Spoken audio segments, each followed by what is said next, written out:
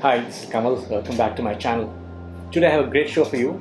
Today I'm going to be talking about all my prime lenses, and I'm going to talk to you about the focal lengths, how I use them and where I use them. So stay tuned.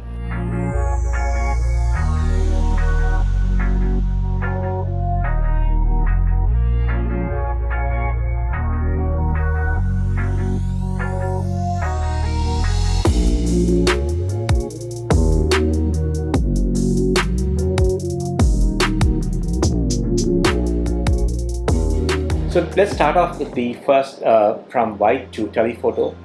So the widest lens that I'm currently shooting with is the Sigma 20mm f1.4 art lens. This is the HSM version, not the newly launched the GN lens for L mount and Sony E mount.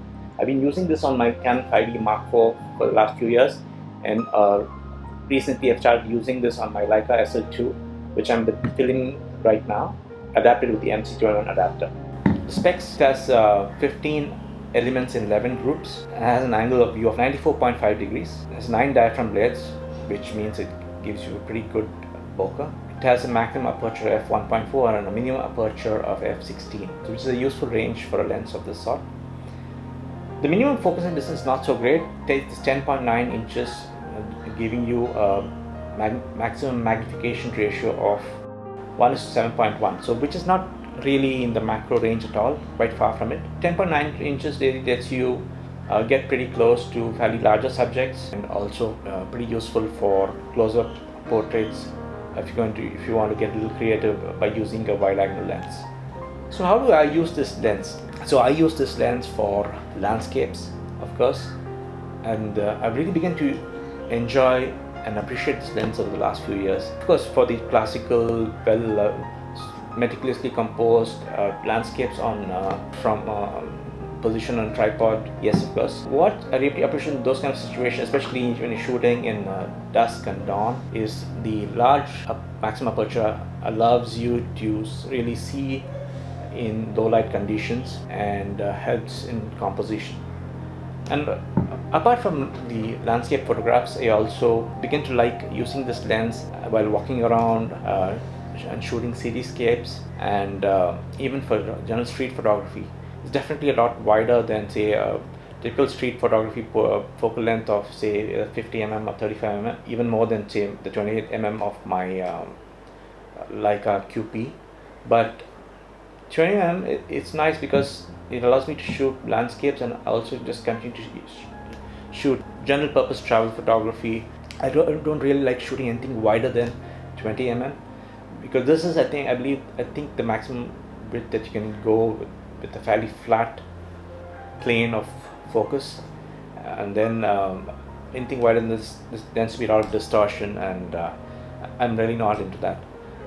So 20 mm can be a little tight in certain situations when you have large landscapes, but I rather step a few feet back and recompose and use this 20 mm because of that flat field of view that you get without too much distortion. Another type of photography that this lends itself to is, of course, astrophotography. I've seen a lot of reviews online where people say the chroma from this is basically that little bit of trails that you see in stars is a little too much in this lens, but from my experience, I've not found it to be a problem. And the next lens that I want to talk to you about is the 24mm tilt shift lens that I own.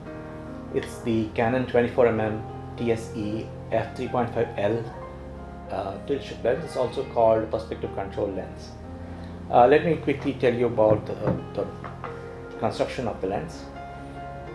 It has a diagonal field of view of 84 degrees, a horizontal angle of view of 74 degrees, and a vertical angle of 53 degrees.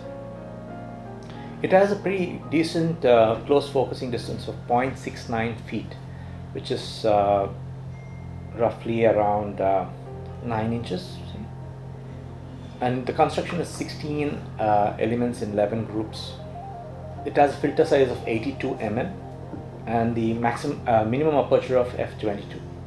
As I already mentioned, the maximum aperture is f3.5. It has 8 diaphragm blades, so the bokeh is not the very best, that you can, in this lens you achieve bokeh not through aperture but in a different technique which is called, which I'll just get to in a minute.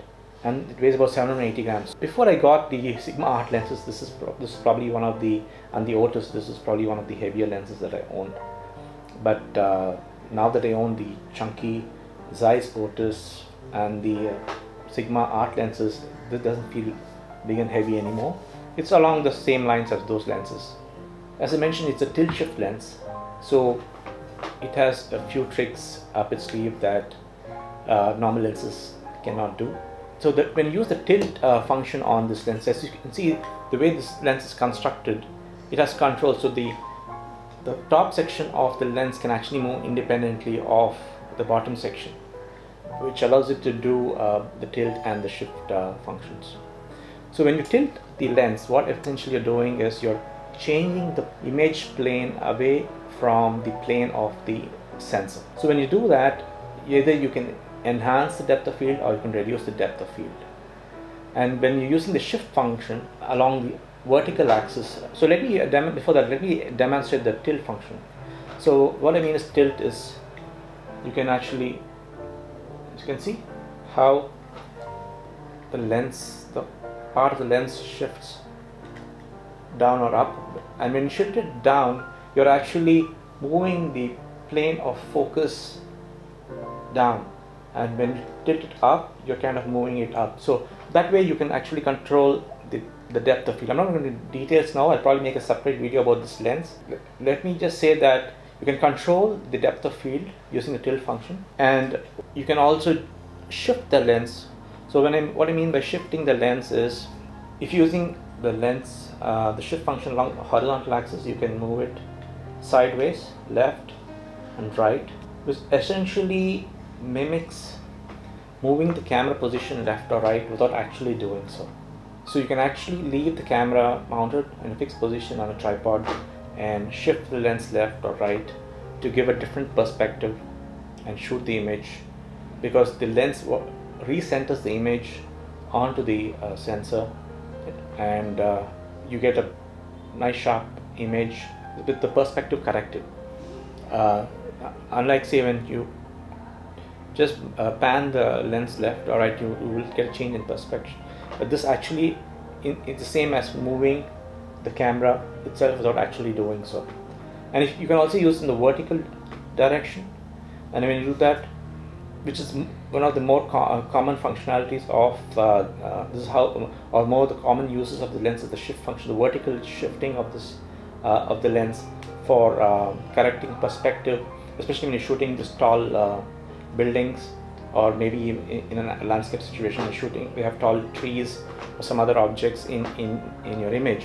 You can use the shift function along the vertical axis to correct the perspective and reduce that effect of the image looking like it's the object looks like it's falling backward because of the converging lines.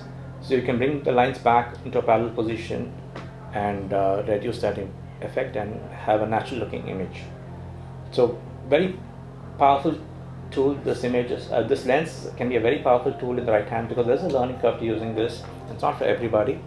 It took me quite a long time to get to learn to use this lens, but once actually become an expert at using this lens, you're straight away taking your photography to the next level, especially with architectural photography. And if you're considering architectural photography as a career, you definitely need a whole bunch of TSE lenses, tilt shift lenses, or perspective control lenses to differentiate yourself from the other photographers.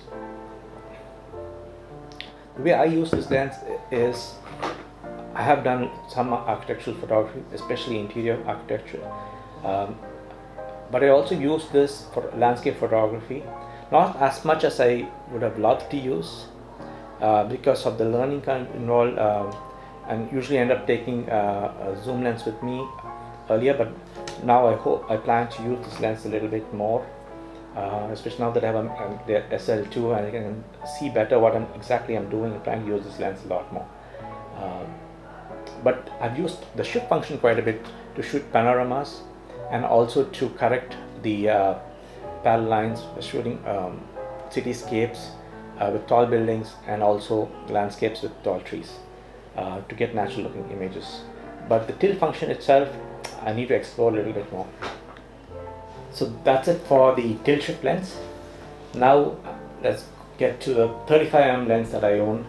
This is the Sigma, the original, one of the first global vision lenses launched by Sigma almost about 10 years back, I guess.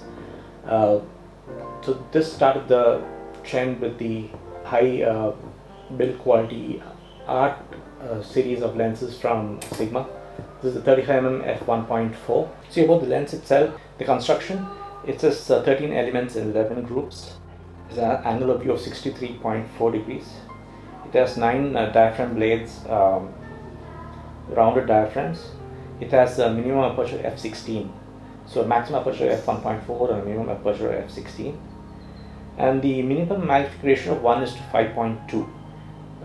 The minimum focusing distance is around 11.8 inches. So not bad, slightly long for a wide angle lens, but it's nice and compact even though it feels dense and heavy and well built.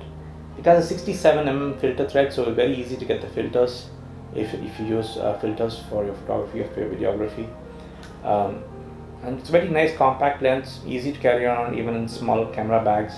So very versatile lens, definitely must. If you're starting out, definitely one of the lenses you should consider getting because it's quite affordable compared to the other brands such as Canon and Sony. I really love the build quality, the feel compared to the previous generation Sigma lenses. This is miles above those lenses. Okay, let me talk about the pros of this lens first. One, sharpness. It is all they say it is. It's extremely sharp. Love the color rendition. Beautiful bokeh. Chromatic aberration is very well controlled. Vignetting is there, significantly almost a stop from center to corner when you shoot wide open. Starts reducing when you stop it down to f2, and by around f2.8 it's very negligible.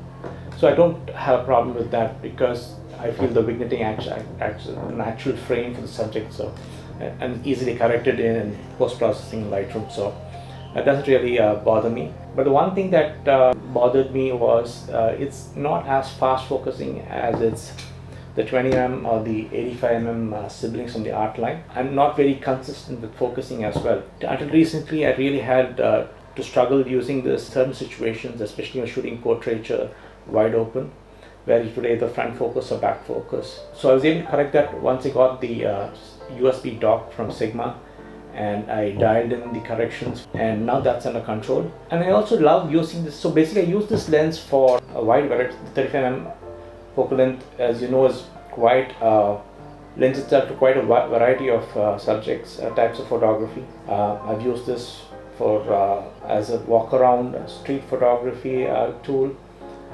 for general purpose travel photography, for shooting landscapes. It's slightly tight for shooting landscapes, that you can do it if you just want to walk around with one lens that can do it all. This is probably it.